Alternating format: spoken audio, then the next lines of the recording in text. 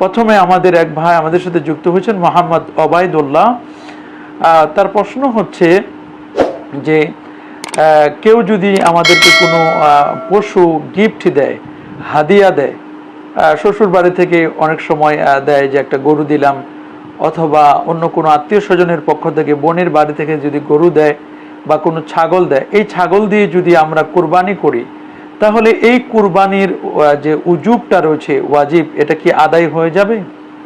খুব চমৎকার একটি প্রশ্ন এবং এটা জীবন ঘনিষ্ঠ একটি প্রশ্ন। দেখুন, আপনি এই কুরবানির পশুটি এটা হাদিয়া হিসাবে পান, অথবা আপনি ক্রয় করে নেন, বাজার থেকে কিনে নেন, যেভাবেই পান না কেন, যখনই আপনাকে যেটি আপনি কিনে নিলেন সেটার তো আপনি মালিক হয়ে গেলেন। আর কেউ যদি আপনাকে হাদিয়া দেয়, গিফট দেয়, সে গিফট দিলেও কিন্তু এটার মালিক আপনি হয়ে যান। সুতরাং কেউ যদি হাদিয়া বা গিফট আপনাকে দেয়, তাহলে এটার মালিক হলে এটি দ্বারা আপনি কুরবানি করতে পারবেন, এবং এই কুরবানির দ্বারা কিন্তু আপনার যে উজুবটি ছিল সেই উজুবটি সাকেত হয়ে যাবে, মানে উজুবটি আদায় হয়ে যাবে। তাহলে হাদিয়ার পশু দিয়ে বা গিফটের পশু দিয়ে আপনি কুরবানি করতে পারবেন। এই ব্যাপারে বাদায়ুস সনায়ে কিতাবুল তাদহিয়ার ৪র্থ খণ্ডের ২১৮তম পৃষ্ঠার মধ্যে বলা হয়েছে, ওয়ালা ওয়াহাবা লিরাজুলিন শাআ, যদি কোনো ব্যক্তি কাউকে কোনো বকরি বা কোনো বাকারা, গাভী, এটা যদি হাদিয়া দেয়, গিফট করে, দান করে, ফাদাহা বিহা আল মাওহুব লাহু আজজাতুহু আনিল উদহিয়া, তাহলে এটা দিয়ে সে যদি কুরবানি করে তাহলে এটা তার জন্য যথেষ্ট হবে।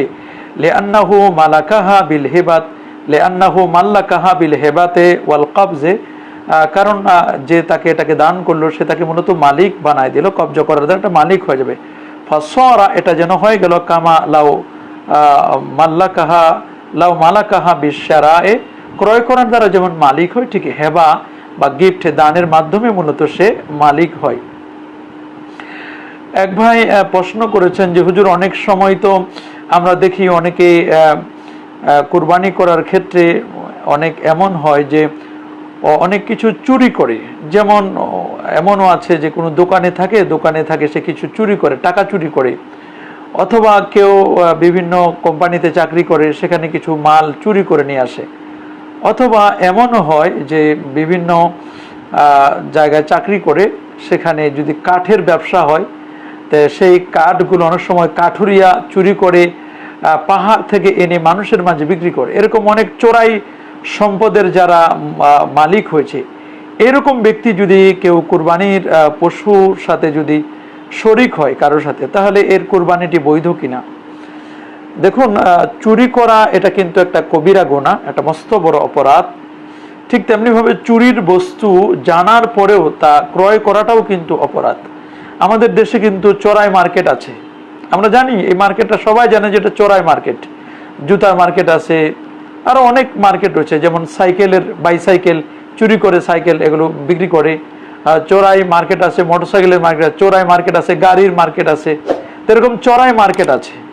এই যে চুরি করা যেমন একটা পাপ, এটা একটা মস্ত বড় যেমন অপরাধ, ঠিক তেমনিভাবে এই বস্তুটি চুরি করা, এটা চোরাইকৃত মাল, এটা জানার পরও ক্রয় করা, এটাকে কেনা, এটাও একটা কিন্তু মস্ত বড় অপরাধ। এই জন্য এমন চুরি, কেউ যদি কাঠ বিক্রির টাকায় কুরবানির পশুর সাথে শরিক হয়, আর বাকি শরিকদারদের কারো কুরবানি, তাদের 6 জনের মনে করেন কুরবানি হালাল টাকার, আর একজনের সে চুরি করে টাকা আছে, অথচ অসৎ উপায়ে বা অন্য উপায়ে একজনের গোস্ত খাওয়ার নিয়তে সে যদি এরকম টাকা দিয়ে থাকে, তাহলে কারো কুরবানি কিন্তু কবুল হবে না, এটি মনে রাখবেন। কারণ 7 জনের প্রত্যেকের নিয়ত থাকতে হবে আল্লাহ পাক রব্বুল আলামিনের রেজামন্দি, আল্লাহ পাকের সন্তুষ্টি। কুল ইন্না সালাতি ওয়া নুসুকি ওয়া মাহইয়ায়া ওয়া মামাতি লিল্লাহি রাব্বিল আলামিন লা শারীকা লাহু ওয়া বিযালিকা উমিরতু ওয়া আনা আউয়ালুল মুসলিমিন। এর অবশ্যই নিয়তটা থাকতে হবে বিশুদ্ধ। হাদিসের মধ্যেও আল্লাহর হাবিব বলে দিয়েছেন, মুসান্নাফ ইবনে আবি শাইবার 22060 নম্বর হাদিস, মুস্তাদরাক আলা সহিহাইনের 2253 নম্বর হাদিসের মধ্যে বলা হয়েছে, আল্লাহর নবী বলেছেন, মানিশতারা সারাকাতান ওয়া হুয়া ইয়ালামু আন্নাহু সারাকা ফাকাদ আশরাকা ফি আরিহা ওয়া ইসমিহা। এটা সুনানুল বাইহাকি সুনানুল কুবরা লিল বাইহাকি, ইমাম বাইহাকির লেখা সে বিখ্যাত কিতাব সুনানুল কুবরা, কিতাবুল বুয়ু, বাবু কারাহিয়াতে মুবাইয়াতি মিন আকসারে মালিহি মিনার রিয়া আও সামানিল মুহরিম। এই বাবের মধ্যে স্পষ্ট করে লেখা আছে, আল্লাহ নবী বলেছেন, যে ব্যক্তি কোনো চুরির বস্তু, চুরির মাল জেনে ক্রয় করে, তবে সেও সেই অপরাধে এবং গুনাহের শরিক হবে। তাহলে আমরা যদি জানি যে এই মার্কেটটা চোরাই মার্কেট, জেনে শুনে লেখা আছে এটা চোরাই মার্কেট, জেনে শুনে ওই মার্কেট থেকে যদি আমরা ক্রয় করি, কোনো কিছু কিনি, তাহলে এটা কিন্তু আমাদের জন্য অপরাধ হবে, এটা গুনাহ হবে। এমনটা করা আমাদের জন্য ঠিক হবে না। একবার প্রশ্ন করেছেন যে হুজুর আমার বাড়ি, তিনি বলেছেন যে আমার বাড়ি হুজুর কিশোরগঞ্জ, তার বাড়ি কিশোরগঞ্জ। প্রশ্ন করেছেন যে হুজুর আমাদের এই এলাকায় প্রচলিত আছে যে কুরবানির পশু যেটা আবাল, এটা দিয়ে অনেকে দেয়, অনেকেই আবার বলে যে আবাল দিয়ে, যেটাকে এখনো খাসি করা হয় নাই, এরকম প্রাণী দিয়ে কুরবানি করা নাকি যাবে না। তো এই ধরনের কিন্তু এক ধরনের সমস্যা কোনো কোনো এলাকা ভিত্তিক কিছু রেজবি ভাইরা এরকম প্রশ্ন করেন। তো কুরবানির পশু নর হওয়া উত্তম নাকি মাদি হওয়া উত্তম? অনেকে এবারে আবাল দিয়ে কুরবানি করাই যাবে না, এরকম কিন্তু বলে। আবার কেউ বলে যে না, একেবারে খাসি, যেটাকে তার খুশিয়াত আইনটাকে উঠায় নেওয়া হয়েছে, খাসি দিয়ে কুরবানি করা যাবে কিনা। দেখুন, এক্ষেত্রে নর বা মাদি জানোয়ারের মাঝে যদি উভয়টার দাম যদি এক হয়, যেটাকে খাসি করা হয়েছে আর খাসি করা হয় নাই, এটার যদি আমাদের দেশে এটাকে বল গরুও বলা হয় বিভিন্ন জায়গায়, আবার যেটা খাসি করা হয় না এটাকে ষাঁড় বলে, ফাহাল, ষাঁড়। তো অনেকেই বলে যে ষাঁড় দিয়ে কুরবানি করতে হবে, বল গরু দিয়ে কুরবানি করা যাবে না। মনে রাখবেন, বল গরু হোক, খাসি করা হোক অথবা ষাঁড় হোক, যেটাই হোক, যদি উভয়টার দাম যদি সমান হয়, তাহলে এক্ষেত্রে যে কোনো একটি দিয়ে কুরবানি করা এটা উত্তম হবে।